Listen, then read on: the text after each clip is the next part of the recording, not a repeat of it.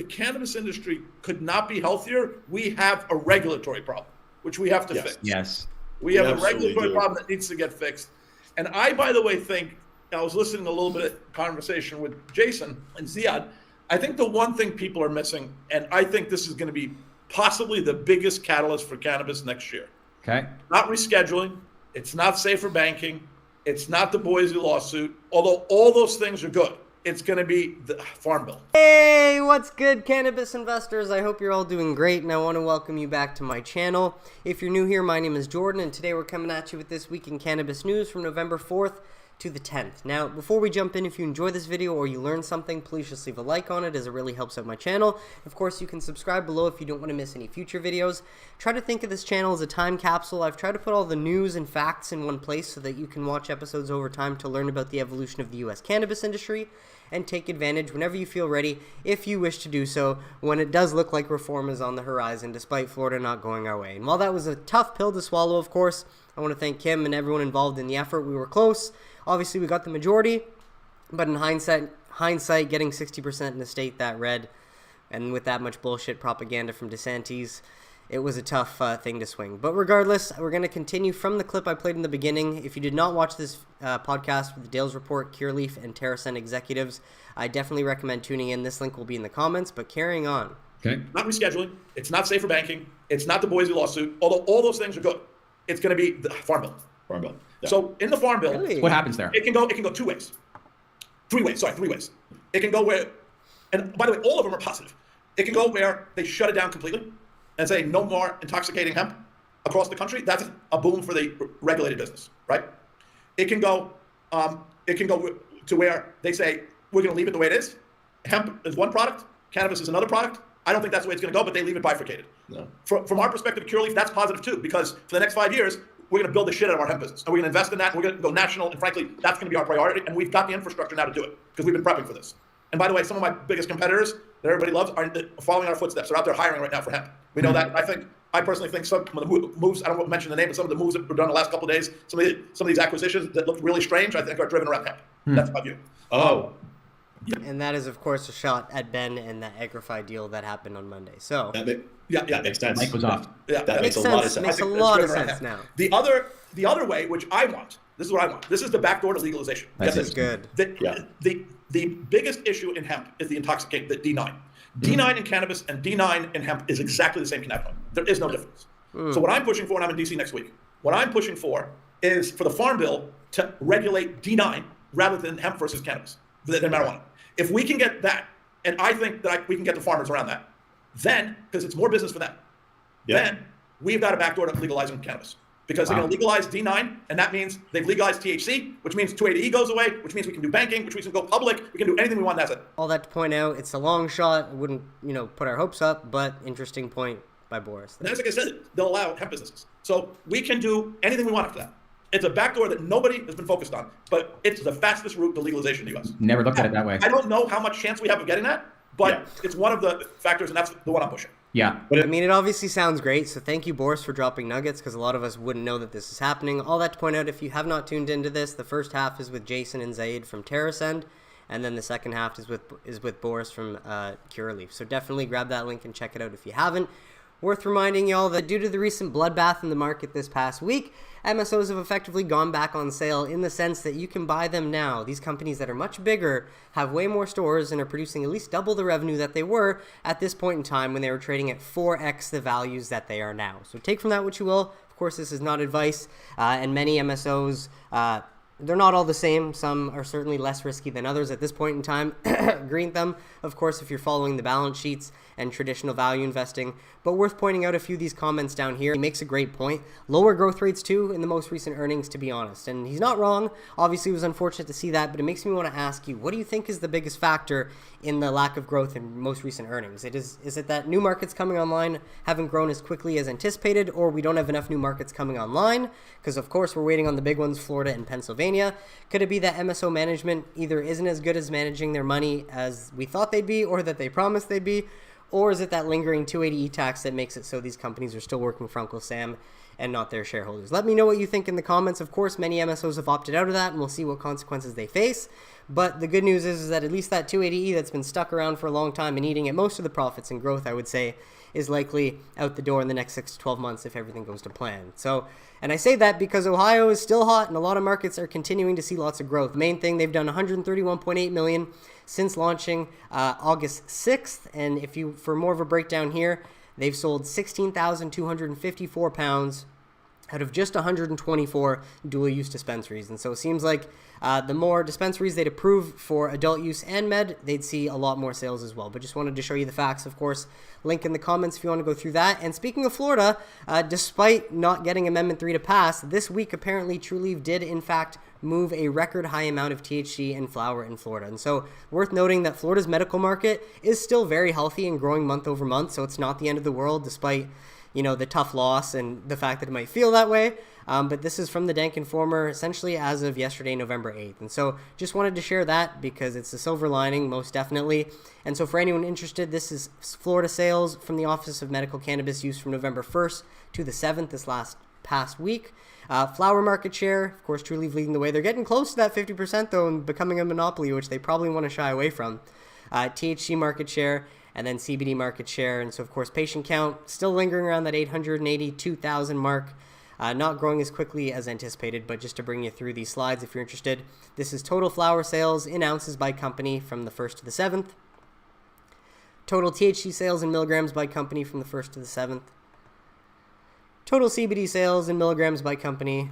And then, of course, total dispensing locations by company. Trulieve leading the way with 156 outlets in that state. And so on to earnings. I'm not going to spend too much time on them, though I will put all the raw links to the earnings if you want to go through them in the comments.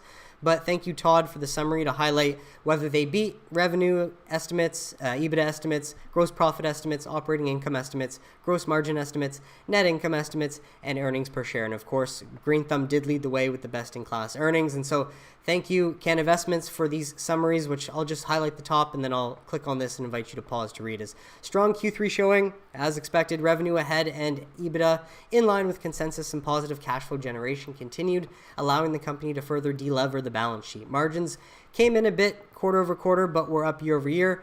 I guess he means to say they came in a bit short, but we're up year over year as efficiency improvements offset price compression. And so, of course, Green Thumb did have the best-in-class earnings out of all of them. There's a bit more here if you wanted to pause to read. You might not be able to see this because my face will be here. Otherwise, these links will be in the comments. But if you're looking for an MSO that obviously has the healthiest balance sheet and the least amount of risk in the long run, this is not advice, but it's right in front of your eyes if you want to take a look. And so with that, just to highlight some things that Green Thumb also did this past week, Agrify secures financing from Green Thumb Industries and announces new leadership. So interesting. Seems like Agrify is getting 20 million in convertible secured notes, of which 10 million will be drawn upon at closing from wholly owned subsidiary of Green Thumb Industries. So as mentioned in that clip from the beginning, it seems like this is a way for Ben to also get into the hemp game. It's like a reverse buyout. I don't know what you would call it. I forget. It's just escaping my memory at this time. All that to point out, though, seems like a way for Green Thumb to get on the NASDAQ and the major U.S. exchanges without actually uplisting yet on the major exchanges. So let me know if you know more about this in the comments. Of course, you can pause to read, or you can grab the link to go through the rest of it. While Green Thumb expands in Florida, the opening of Rise Orlando on Good Homes Road on November 8th. And so opened yesterday officially. They'll host their grand opening next month, December 13th, but that marks 21 dispensaries for Green Thumb in Florida now and 99 nationwide. And I think they've opened at least 10 this year, so they've been certainly trying to expand that footprint while they can. Probably ahead of that vote, which didn't unfortunately go the legal cannabis industry's way. All that to point out, if you're interested in Green Thumb, you can pause to read or grab the full link in the comments to go through in detail. Well, I'd say the second best earnings went to Trulieve. They did not beat the revenue estimates. Their EBITDA did surpass the estimates. Their gross profit did surpass. Operating income was a lot shorter than what the estimates were looking at, while gross profit margins increased to 61%. So that's nice to see. As always, these links will be in the comments if you want to go through the raw earnings. But from Cannabist, weak top line, but a strong margin profile for Trulieve to start the Q3 earnings season.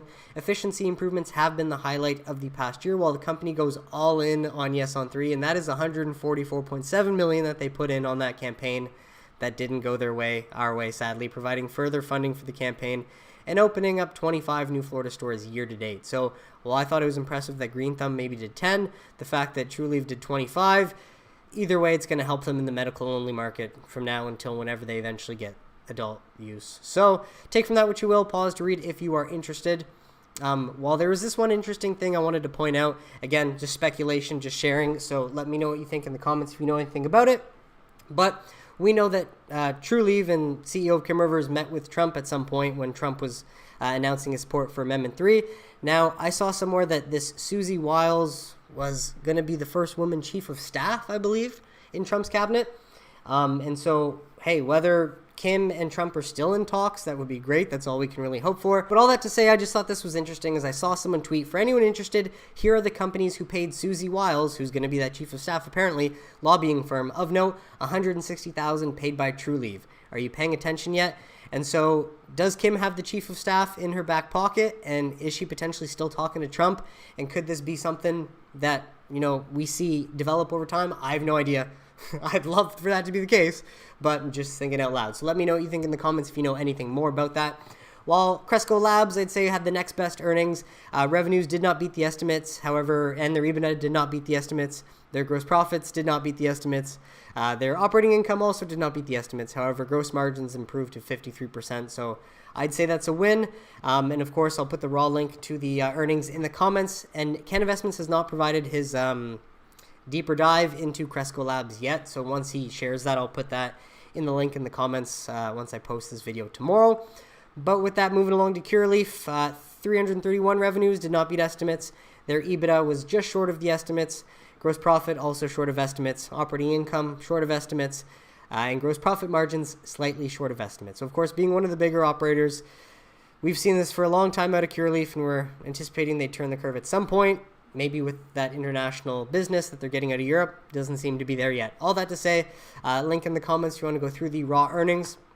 But from Canna Investments, another soft quarter from Curaleaf Inc. Top line came in well below expectations and a very weak on a multi-year outlook. Balance sheet is bloated and operating cash flow is flat if you adjust for unpaid taxes. International growth was a plus and margins rose modestly though. That's the annoying thing, but remained below tier 1 peers. And so take from that what you will. Of course, more detail here if you wanted to pause to read. And thank you again, Nick, for doing this, because this is essentially what all of us learning investors need to help us along our journey. And so with that, Curaleaf also secured a new $40 million revolving credit facility, apparently. So reminder, a lot of these companies, especially the tier ones, are not going anywhere. So just while we didn't get what we necessarily wanted, 280E going away is essentially the prize. Well, details of this, the new 2-year secured revolving credit facility has a maturity date of December 15th, 2026. Borrowings under the facility bear interest on any outstanding principal of 7.99%. So not a great interest rate, but nonetheless, a bit of money to help them through the next few years, at least. I'm sure that's how they see it. So links in the comments as well. While Verano earnings, they were more disappointing, I'd say, than the others. Revenue estimates, not even close. EBITDA, well short. Gross profits, well short. And then operating income, short of about $10 million. And so these earnings will be in the comments. The raw link, at least, while from Canna Investments, particularly rough Q3 for Verano brands with top-line declines, margin contraction, results well short of consensus, and negative operating cash flow when adjusting for unpaid taxes. And the failure of A3 hurts as the company ramped up CapEx spend ahead of the ballot, and that is the biggest one. Some companies really bet big on that based on how much money they invested in expanding operations in anticipation. And some of them got fucked, Verano being a clear example. So we'll see what happens. It's very unfortunate. Can't really plan for that kind of thing. But yeah, so take from that what you will. Of course, you can pause to read. I'm sure they'll be fine in the long run. And next up, we got Cannabist earnings. And while all their numbers fell short of estimates as well, and I have a nice share in them that I've built over the last year that, not to say I'm not happy with. I mean, ultimately, they're still so cheap market cap wise. When I look at this, though, it just makes me think the factor management that is the biggest issue. And they need to maybe improve in some efficiencies. But again, what do I know? Just thinking out loud. So this link will be in the comments if you want to go through their raw earnings.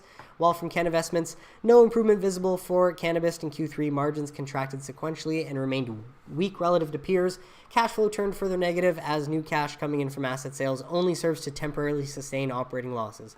I was hoping that cash deal that they did with Verano for those Virginia and Florida assets might have gone a longer way. But we will see in the long run, because ultimately a lot of that was also in stock for Verano that now they'll likely face some operational difficulties down the road. But all that to say, I'm not fucking leaving. I haven't sold a damn share. I will not be selling a share. I believe in this industry because it actually changes America for the better in many ways that all the studies that I've shared and that we'll get to will point out. But for anyone interested, of course, deeper dive into Canna investments, and apparently they're hemorrhaging cash to say the least, which is not ideal. So let's, we're praying for a miracle at this point. I mean, we're 4 years in. It's gotta come, right? Well, from TerrAscend, I wouldn't say they were as bad as Cannabis, but I'm just putting TerrAscend at the end because I think as they are, they're kind of overvalued already. But again, that's just my opinion. I'm just a guy on the internet, so don't trust anything I say. All that to point out, revenues did not beat estimates either, unfortunately. And so being on the Toronto Stock Exchange didn't seem to make much of a difference. Of course, we need to be able to get on the big boards in the US. All that to say, the raw earnings will be in the comments if you want to go through that. Well, thank you, Ken Investments. Rough Q3 showing from TerrAscend Corp. Results below consensus. Top line and EBITDA falling for 4 straight quarters. And cash flow now very negative if their 280 each legal challenge fails. And so take from that what you will. You can pause to read, of course. And so the one main company I'm looking out for next week will be Air Wellness, because that's my other largest new position that I've built. But with that, MJ Biz Daily, TerrAscend enters Ohio cannabis market with 10.5 acquisition of a retailer. And so the company signed a definitive agreement to buy Ratio Cannabis, which operates a retail outlet in Goshen Township for $10.3 million, according to a Wednesday press release. And the deal includes $5 million in cash, $1.3 million in TerrAscend common shares, and a seller's note for $3.9 million, carrying 6% interest with a 2-year maturity. So we'll see if, I'm sure that'll help them in Ohio. One of the fastest growing markets. It's not going to hurt to get a dispensary there. Obviously, they want to get in charge and benefiting from this sooner than later. But more information here if you wanted to pause to read. And with that, moving along. Now, of course, I'd say the biggest curveball is RFK going to keep his word? Now, this man over time has shown to be a promising American with tons of potential if ever given the ability to make major changes. But hey, we heard the Dems say that they were going to lead cannabis reform leading into the 2020 election, and we got 4 years of absolutely nothing, and 4 years of lies, and 4 years of valuable lessons, I would say. So is RFK going to be a politician, or is he going to be the stand-up gentleman that we all seem to believe he is at this point, based on the stances he's taken, the common sense he speaks, and the courage he has to continue? And he's had one hell of a comeback arc, and so of course we're praying for him to do the right thing. But just a reminder, his views on cannabis for anyone that's not aware. My question to you is about marijuana. Quarter of people in our jails in our country are people who are there for minor drug crimes, many of them for marijuana, which is now legal in many states. What I've advocated is that we should legalize marijuana. We should have a federal tax on the marijuana that is designated specifically for drug treatment and rehabilitation. Why don't we have a federal tax on opioids that goes to that? That would make more sense because of the 100,000 opioid overdoses. I digress, though. I want to build, as part of my presidency, a series of renewal centers, of detoxification, essentially, centers around this country to treat the rise in mental illness and PTSD and drug addiction. That is to build. Those are called dispensaries, but I digress. Our children. We lost 106,000 kids last year to overdoses, and the opioid overdoses. That is double the number of kids that we lost during the 20-year Vietnam War. We need to start healing our country in many ways. I think the best solution is to legalize it, make it possible for the cannabis distributors to actually bank their profits and their revenues and not force them to keep them in mattresses, which encourages more crime, and then tax it robustly so that we can pay for these, for the addiction treatment for our children. If you like this video. So it's great that he's aware. Now keep in mind this is from November 2nd, 2023, so over a year old. Has his views changed? Unlikely. And again, the fact that Trump is leaning more towards ending criminalization and being supportive of legalizing cannabis and states' rights, that I'd say is something worth considering. But again, are they going to be politicians? Or are they actually going to get shit done and make America greater and healthier again? I'm kind of optimistic. Again, fuck me for being a dreamer, right? Especially at this point, you'd think I'd learn my lesson. But if anyone can get it done, I think it'd be this guy based on his stand-up record over the decades. And so just a second video to play from November 6th, so fairly recent as of 3 days ago. And so what is he said that he would put you in charge of the public health agencies. What exactly does that look like? Well, he's been very specific in what he said. He wants me to do 3 things. 1, clean up the corruption of the agencies, particularly the conflicts of interest that have turned those agencies into captive agencies for the pharmaceutical industry and the food industry, the other industries that they're supposed to be regulating.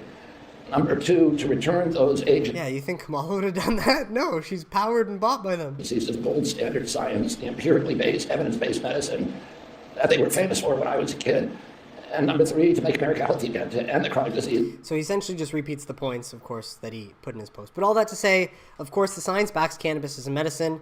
We're going to go through a bunch of studies. Now that these men are in power, are they going to be politicians? And are they just going to pay lip service and not actually do anything? Or are they going to finally make the change that we need? Because the science is all there. We're all aware. And legalizing cannabis nationwide would be a massive public health victory. Of course, states' rights, I think, should supersede regardless. But I digress. From PubMed, from November 4th, 2024, the addition of cannabis to prescription drug monitoring programs and medication fills in Medicaid. This looks like an article written by someone named Shelby R. Stewart. And so for the abstract, just to highlight what she found looking through the considerable evidence across a variety of models using Medicaid state drug utilization claims data, I find statistically significant reductions in severely and moderately contraindicated medication fills across 2 outcomes. In my main specification, adding cannabis to a state PDMP is associated with a 14.4% and 7.74% decrease in the units per prescription for severely and moderately contraindicated medications, respectively, as compared to states with legal cannabis dispensaries open. An interesting spillover effect of adding cannabis to PDMPs, and what is that? It's got to be medical program, something like that, is an adherent decrease in the prescribing of scheduled narcotics. Get that, with Schedule 2 medications seeing a moderately significant decrease, and Schedule 4 medications seeing an 11.4% decrease in the prescribing rate and 16.2% decrease in units per prescription. So you can't tell me Big Pharma is not afraid of losing their market share to cannabis when we read data and findings like that. So you love to see it. Full link in the comments if you want to go through that. Well, we got this one from Normal. As study, cannabis provides sustained improvements in patients with post-traumatic stress disorder out of the UK from November 7th. Now, I'll put the raw link to the study as well if you want to go through that. But British researchers assessed the use of THC-dominant cannabis flower in 58 patients with PTSD. Participants on average attained a 16.8-point reduction in their symptom severity scores following 6 months of cannabis treatment. Fascinating. Patients also reported significant enhancements in general health, mood, and sleep quality. And so the study's authors concluded, results from this observational study suggest an association between treatment with THC-predominant cannabis flowers and symptomatic improvements for up to 6 months in a cohort of UK civilians diagnosed with PTSD. The treatment was safe and well tolerated and characterized by marked effects on quality of sleep, general mood, and severity of PTSD-associated symptoms. However, further research is needed to evaluate the long-term safety and outcomes of controlled inhalation of cannabis medical products in patients naive to cannabis. Yeah, well, if only doctors knew a little bit more and weren't so naive about it, that could help go a longer way. And so another one from Normal, study cannabis use associated with fewer sleep problems in young adults with anxiety and depression. Now, the only thing is that they didn't actually put the link to the study in here, so I pulled it up. So I'll put this raw link in the study or in the comments. My apologies if you want to go through that. But out of LA, California, researchers affiliated with the University of California, Los Angeles, and Boston's University School of Public Health assessed the relationship between cannabis use and sleep quality in a cohort of 1,926 participants between the ages of 20 and 23. Among participants with anxiety and or depression and pre-existing sleep problems at baseline, using cannabis more than 20 days a month versus never was associated with fewer sleep problems at follow-up. Fascinating, researchers reported. By contrast, no positive relationship was identified for those without anxiety or depression. So our analysis suggests that cannabis use might impact sleep differently among different subgroups defined by underlying mental health issues and sleep quality. Makes a lot of sense because every human is different. And just a personal anecdote, because I've been testing a lot of sleeping with cannabis use versus not cannabis use in the last few months, and I certainly have better sleep when I consume cannabis. More importantly, I never sweat. I never wake up sweaty or anything like that when I use cannabis. And at one point I was thinking, I don't seem to remember my dreams as much when I consume cannabis, but I've gotten to a point where I've had vivid dreams without it recently, and I've had vivid dreams with it. The biggest factor, at least as long as I give myself 8 hours of sleep, and I get through that like 6 to 8 hour mark, then I typically always dream, even when I consume cannabis. So just wanted to add that in there because I know sleep, they say, oh, cannabis ruins your REM sleep or whatnot. It's like, well, fuck. When I wake up, I feel great, I feel well rested, and I'm not sweating. It works for me. So let me know what you think in the comments if you have any experiences related to that. But another one from PubMed, cannabis use and sleep problems among, oh yeah, that's the study I was going to put in the comments. So we don't need to go through that twice. Well, this one from Journal of Developmental Behavior Pediatrics. Prenatal cannabis use in offspring attention deficit hyperactivity disorder and disruptive behavior disorder, a retrospective cohort study. And so this is an interesting one, mainly because it looked at women using cannabis during pregnancy and whether that led to children with more ADHD or disruptive behavior disorders. And the findings will likely surprise you. Essentially, you can pause to read the methods and results. but highlighting maternal prenatal cannabis use was not associated with an increased risk of offspring with ADHD or disruptive behavior disorder. So that's certainly promising. There have been studies in the past. I think the famous one from Jamaica in the 70s highlighted that there was really no statistical difference between a woman who used cannabis during pregnancy and gave birth versus someone who didn't and gave birth. And I forget exactly, there might have been some benefits. All that to say is this is very interesting because it's not something that we test often. We can barely even get studies on humans with cannabis. We have to use mice, let alone on pregnant women, right? But just so that I'm reading this right, I wanted to run it through ChatGPT and notice how it calls a special kind of plant called cannabis. They looked at a lot of moms, over 100,000, and checked if they use cannabis while pregnant. Then they watched their kids to see if they had ADHD or disruptive behavior disorder as they got older. In the end, they found that the kids whose moms used cannabis didn't have more problems with ADHD. In fact, there was a tiny sign that they might have fewer issues with disruptive behavioral disorder, but it wasn't a big difference. And so moving along, as we got lots. Harm Reduction Journal, exploring the substitution of cannabis for alcohol and other drugs among large convenience sample of people who use cannabis from November 5th, 2024. So I invite you to pause to read the background, aims, and methods. This one came out in New Zealand, and it was an online survey through Facebook completed by 23,500 respondents. And what did we find? Significant proportions reported cannabis use led to less alcohol, 60% of them, less synthetic cannabinoid use, 60%, morphine use, 44%, and methamphetamine use, 40%. Man, what a public health victory would be by ending cannabis prohibition globally. Those who reported using less had lower frequency and no amount used of other drugs. Approximately 7 out of 10 reported cannabis use had no impact on LSD, MDMA, and cocaine use. 1 in 5 reported using cannabis led to more tobacco use. Young adults 21 to 35 were more likely to report cannabis use led to less drinking and methamphetamine use than an older group who let's say, have been habitually using for much longer, that it's harder for them to stop that habit, right? Adolescent co-users 16 to 12 years reported mixed impacts, of course, because they want to experiment more and live while they're young. Maori were more likely to report cannabis use resulted in less alcohol, tobacco, methamphetamine, LSD use, and probably wife beating. That's a joke. Don't get mad at me, but probably. And students and those living in cities were less likely to report cannabis use, lowering use of other substances. Interesting. So, of course, those in the cities are likely consuming more other drugs as well than people not in the cities. That's to be expected. But very interesting conclusion and findings. Let me know what you think in the comments. Of course, all the links will be there if you want to go through them. Or from Augsburg University, the efficacy of cannabis as a substitute addiction for opioids. Another one from August 13th, 2024. I don't believe I've gone through this one yet, but background purpose. I invite you to pause to read all the details if you're interested. But conclusions, upon review of the literature, it is reasonable to conclude that cannabis has some efficacy in the setting of opiate maintenance as well as other therapeutic uses. Based on the study's research, cannabis perception among students was positive and reflected the themes of the literature. Putting this all together, cannabis is likely effective in harm reduction. However, perceptions and knowledge vary, of course. But I think the best way I've learned was through experience, and that's likely the best way most people are going to learn, not from getting advice of others that don't know what the fuck they're talking about. Full link in the comments. You want to go through that. Well, an interesting one from the future, December 2024. International Journal of Drug Policy, cannabis legalization and changes in cannabis and tobacco nicotine use and co-use in a national cohort of U.S. adults during 2017 to 2021. Between 2017 and 2021, current cannabis use has increased just 3.3% and was higher in states with medical and rec cannabis. Of course, but keep in mind, many more people are just openly reporting it because it's no longer stigmatized and demonized like it used to be as well. That's likely a big factor of that too. Rec cannabis legalization increased the odds of current cannabis use by 1.3 times above the effect of medical legalization. No shit, and most likely people are finding a healthier, safer alternative to alcohol, while current tobacco use declined 1.9%, but this change was not associated with legalization. Could it be, though?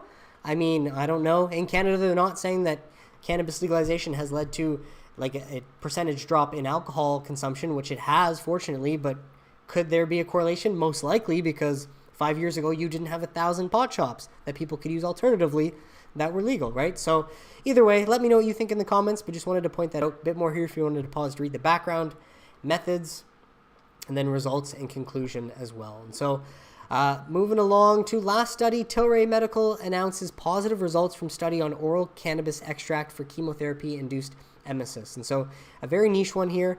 And I think this is linked. Yeah, no, I was actually trying to find the raw study, and I don't think they linked it. So that's rookie mistake here by Tilray. Either way, just to highlight what they found. From 2016 to 2022, 147 participants were recruited. The study found that the cannabis extract significantly improved the rate of complete response, meaning no vomiting or use of additional medications, from 8% with placebo to 24% with THC and CBD. So that's basically a 3x increase with people using cannabis versus placebo and nothing else. Other benefits included reduced nausea and fewer daily vomits. However, some side effects were noted, such as sedation. I feel good. I couldn't be bothered. As if that's a bad thing when you're doing chemo. Dizziness, that's likely the chemo. Maybe it's not because it's not related to the placebo. And the transient anxiety, just knowing you're dying, that's probably driving that. Either way, good and more positive findings to highlight that cannabis should have never been put in the Schedule 1 in the first place. And we've got a lot to learn about this miracle medicine. And so a few other stories from Bloomberg government. This is behind a paywall, unfortunately, but I saw this late last night and figured I would share it. FDA powers to regulate hemp products clarified in GOP proposal. Now, keep in mind, this is just a proposal, but it seems like the GOP want to make it so that the FDA begins to regulate the hemp products, that is the synthetic cannabis being sold not through legal cannabis dispensaries. And so whether this has any success or odds of success in passing, I'm not exactly sure. It seems like a bold move by them. And I just invite anyone that knows more about this, let me know what you think in the comments what this could lead to, because I'm more or less just kind of posing the question with this one here. While another one from the New Jersey Monitor, this is interesting because of the last story that we just saw. If the FDA is going to be regulating this unsafe cannabis, or you could say the cannabis with a lot of unintended consequences, that's not the one that all the studies are based on. If that's going to be the case, then we're going to see states fighting back, in the sense that New Jersey Cannabis Agency announces new statewide hemp ban will be enforced. So is the FDA going to regulate hemp, or are states going to ban it? Who the hell knows how this is going to play out? But certainly something for the new administration to probably get involved in. Now, I'm not going to go through the details too much. I just wanted to bring this story up to kind of pose the contrast between the two. But the new law kicked off on October 12th, apparently, and it seems like they're cracking down. They're testing the waters. They're sending a message, which will obviously have an intended chilling effect on the bad actors. But we'll have to see how this plays out over time. So just figured I would share that for anyone that's interested as well. All the links in the comments, you want to go through that. Now, from this last week, though, there were some cannabis wins, although compared to past elections, cannabis was not nearly as victorious overall in this one as they were in the past. But Nebraska, hey, you guys did it. Congrats. Voters have made their state the 39th state to legalize medical cannabis through the passage of 2 companion initiatives. So we'd love to see that. It was the Nebraska Medical Cannabis Patient Protection Act, Initiative 437, and the Nebraska Medical Cannabis Regulation Act, Initiative 438. And so this essentially details what both of those allow for you if you're interested. While another slight cannabis victory out of Kentucky, I believe, medical cannabis was on the ballot in over 100 Kentucky cities and counties, and it passed in every single place. So congrats everyone in Kentucky as well. I believe cannabis was legalized medicinally last year, but it seems like this was the vote to see who's going to actually get them. And so on Tuesday, voters in another 53 counties and 53 cities got a chance to make that decision, and all 106 measures passed in red and blue jurisdictions alike, with more than 340,000 votes total in favor as of Wednesday morning. So it seems like Americans are waking up to the power of cannabis, and at least they're seeing past the bullshit propaganda of the past. And so more info here if you're interested, but of course I'll develop you as we go once we see how this ends up playing out over time. A few more stories though from Green Market Report, just to highlight, similar to New York, anyone that tries social equity is eventually going to face lawsuits because it's unconstitutional, it's often racist, it's basically built on bullshit. But Illinois government is next, blamed for failing social equity cannabis businesses in new lawsuit. And of course, the chickens always come home to roost. This lawsuit claims that Governor Pritzker's administration implemented discretionary policies that led to their troubles. They certainly have. And while it was we were waiting on 185 social equity dispensaries to be opened up. And I don't know how many of those eventually did end up opening up. The state kept issuing more independent transport licenses through Jan 2023, bringing the total eventually to 222, including 55 that qualify as social equity. But thus far, the only operational transporters are the 22 med transporters, and 2 of the independent transporters, the suit claims, asserted there's simply no demand in the market for other transporters. So imagine that, giving them opportunity in a market where there's no demand, as opposed to allowing them open dispensaries and help drive more legal sales. You cannot make this shit up. So more information here. I hope all of these administrations that tried to push social equity and communist policy get what they have coming to them, or socialist policy, whatever you want to call it. Just not built on meritocracy and not built on giving people the opportunity to let the best rise to the top. So more information here. Otherwise, links will be in the comments. Well, last few things before we round off from Law 360. Another one behind a paywall, but I just thought this was interesting and wanted to point out. Researcher sues DEA over pot rescheduling process. So as of November 7th, a psychedelic researcher has asked a Washington federal judge to block the Drug Enforcement Administration from proceeding with its plan to hold administrative hearings on a proposal to reclassify cannabis, alleging various breaches of administrative law. Now, no doubt the DEA has breached many branches of administrative law and screwed over many Americans over the decades. Obviously, we want cannabis outright descheduled too, and not necessarily moved to Schedule 3 if it doesn't have to be. Now, again, what does this mean? I don't know. Who knows if this is actually going to go anywhere or when? All that makes me think of is that this random guy that popped up on Twitter a while ago, well, hello, Mr. V. Could this guy be the dude that this is based on? It seems like it because he posts a lot of content like this, especially plenty of well-articulated papers and documents that look as if this guy is trying to challenge the DEA in the courtroom. So let me know what you think, but this guy's very ballsy. I'm telling you that the entire ALJ is going to be canceled. THC is not going to be a Schedule 3, and this can happen before the end of 2024. I'm all here for it. But obviously we're not holding our breath. And so let me know what you think in the comments. I might just be crazy, but certainly an interesting thing to ponder. Well, last two stories from the business of cannabis, a little Euro update. Not a great one, but Germany announces 2 further planned adult use cannabis trials, which is great. What about Pillar 2? But the legislation is not yet in place to launch them. Well, then why are you even fucking telling us? How about act, do the shit, get it ready, and then tell us about it? That's how I swear the news used to be. Not just talking points, but nothing yet to come of it. As 2 further German cities, first one is Frankfurt, so more details here if you wanted to pause to read about the upcoming project in Frankfurt. So that goes on to here if you're interested. Well, the next place would be Hanover, and so these are the details of the Hanover pilot trial. 5-year study, recruit 4,000. Like, so fucking useless when you have so much data from Canada, the US, and even other European countries. Switzerland's already done this. You don't need to do that. And so what about Pillar 2? It was first announced in the summer of 2023 and then was delayed until spring of 2024 from actually passing, was the Traffic Light Coalition's response to pushback from the European Commission regarding their initial plans to launch a full commercial adult use market. They were so close. But then the European Commission informed the German government that these plans would violate numerous EU laws, like the Schengen Agreement, potentially putting the country under threat of infringement proceedings. And so to do this without violating EU law, they had 2 separate pillars of a bill that was drafted and finally eventually passed in April. Now, since cannabis is no longer classified as a narcotic, following the passage of Pillar 1, the responsibility of overseeing cannabis model projects would shift from BFARM, the Federal Institute for Drugs and Medical Devices, which traditionally handles narcotics-related matters, to the BLE. However, the BLE, get this, what's in the way of Pillar 2? They can't hire 2 permanent competent individuals. That's the hardest part. Are you fucking kidding me? Are they even trying? Which would enable it to actually start processing applications for these model projects. So that's what's standing in the way. German cannabis lawyer Kai Friedrich Neerman suggested that as soon as these positions have been created, the regulation should come into force. And so while that would be ideal, because the main thing is that while the initial planned, what was initially planned that as a separate, while it was initially planned that a separate secondary law would have to be implemented to launch Pillar 2, it was suggested that it may be regulated under the current CanG law's research clause, meaning a separate law will not need to be passed to push it through. The only thing that we need in order to get this going to push things through is apparently 2 positions. So hey, hire me if you need to. I don't even speak German, but I know I can probably get shit done faster than how it's gone thus far. And so last but not least, trying to end off on some humor and irony, just because for anyone that wants to say, oh, the Dems would be more friendly towards cannabis at this point, I don't see the proof to back that up. Because Schmuck, you're still in charge. Why don't you do something positive for the industry and put SAFE up for a vote before you're out? Hey, prove me wrong, Schmuck. I would love it. Everyone watching this video would love it. It's November 9th. You have until, I believe it's January 15th or January 20th. I don't know, but you're the one in power. You have the votes. Again, just showing us your true colors, ultimately, if nothing gets done from now until then.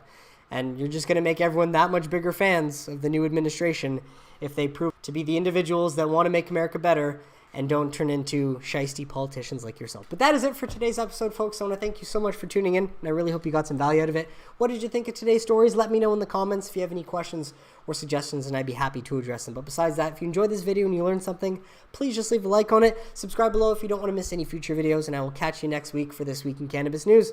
Have a great weekend, everybody. Take care.